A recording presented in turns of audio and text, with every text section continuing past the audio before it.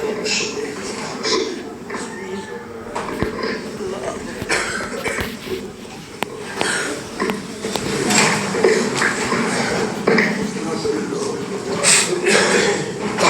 ونصلي على رسوله الكريم اما بعد فاعوذ بالله من الشيطان الرجيم بسم الله الرحمن الرحيم فقلت استغفروا ربكم انه كان غفارا. اگر کہا جائے کہ اس پوری کائنات کے اندر سب سے زیادہ سچا کون ہے تو ایک ہی نام آئے گا کہ اللہ رب العزت کے بعد امام الانبیاء جناب محمد رسول اللہ صلی اللہ علیہ وآلہ وسلم. تو جب ساری کائنات میں سب سے زیادہ سچے ہمارے نبی ہیں تو ان کے فرمان میں، ان کی آفر میں اپنی امت کو جو ایک سہولت دی ہے، جو اللہ سے جوڑنے کا ایک آسان ذریعہ بتایا ہے، تو یقیناً اس سے بھی سچی بات کوئی نہیں ہو سکتی. اللہ کے نبی علیہ السلام نے فرمایا من لازم الاستغفار جعل اللہ من کل ضیق مخرجا ومن کل ہم فرجا ورزقہ من حیث لا یحتسب.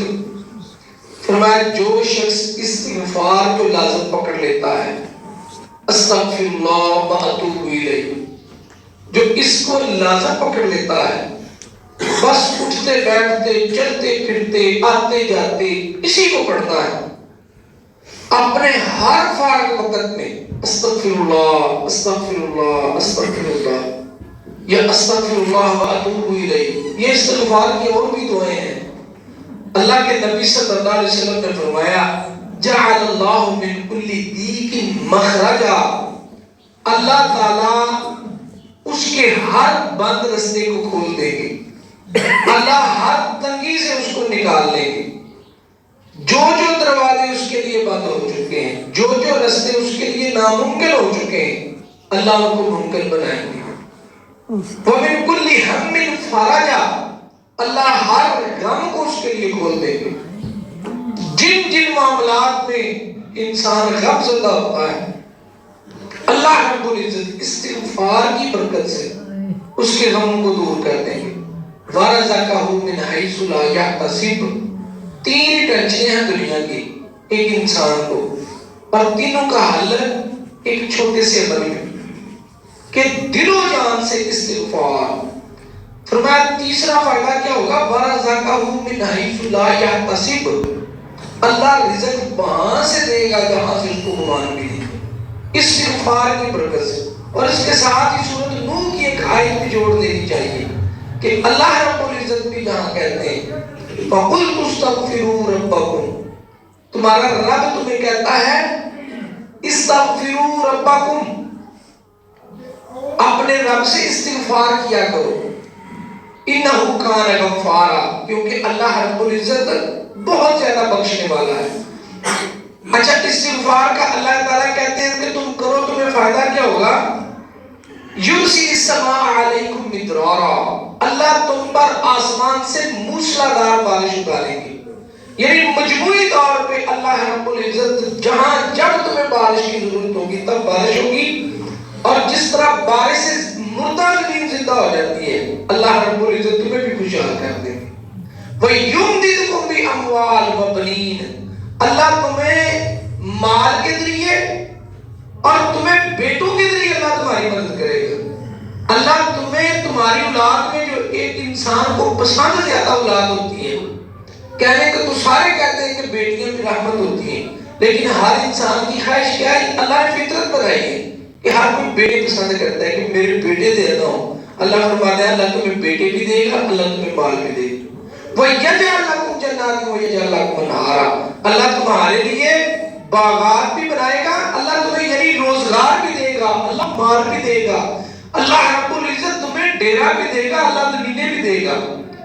وَيَجْعَلْ لَكُمْ أَنْهَارًا، اور اللہ رب العزت تمہیں نہریں یہ مجموعی طور پہ اگر ایک قوم اللہ سے معافی مانگ لے اور معافی مانگنے کے بعد جب گناہ ہو تب معافی مانگے، اللہ رب العزت بحیثیت قوم کے لیے ایسی خوشحالی پیدا کرے گا۔ اور اگر قوم میں سے کوئی ایک بندہ بھی ایسا ہے تو وہ ایک لمبی حدیث ہے، ایک واقعہ جس کا شارٹ کٹ یہ ہے کہ وہ بادلوں سے جو آواز آتی تھی کہ فلاں کے باغ کو پانی کی ضرورت ہے، فلاں کی پیلی میں بادل پہنچ جائے، تو بندہ کہتا ہے میں چلتا چلتا میں سن رہا ہوں کہ بادلوں سے آواز فلاں بندے کی آ رہی ہے کہ فلاں کی پیلی کو پانی کی ضرورت ہے۔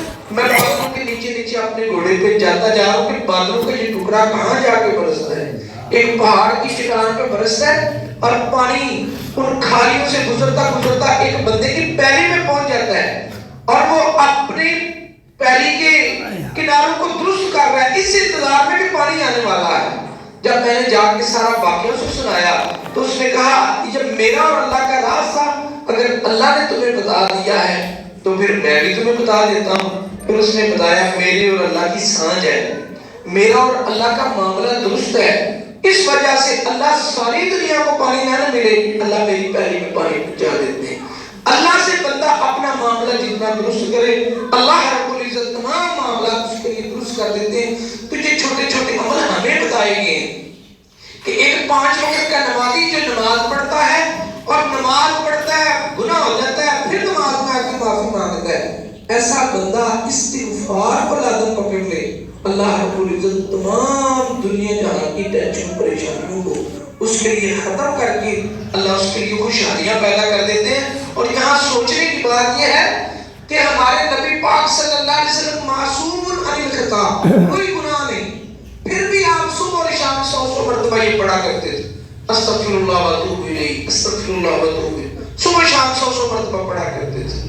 اور اللہ کے نبی صلی اللہ علیہ وسلم نے فرمایا یہ جتنے بھی استغفار کی دعائیں ہیں ان میں سے ایک دعا ہے جس کو استغفار کا سردار کہا جاتا ہے، اللہم انت ربی لا الہ الا انت، یہ ایک لمبی دعا ہے۔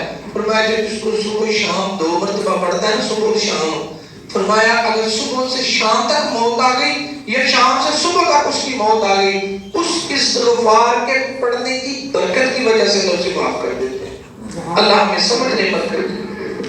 آمین۔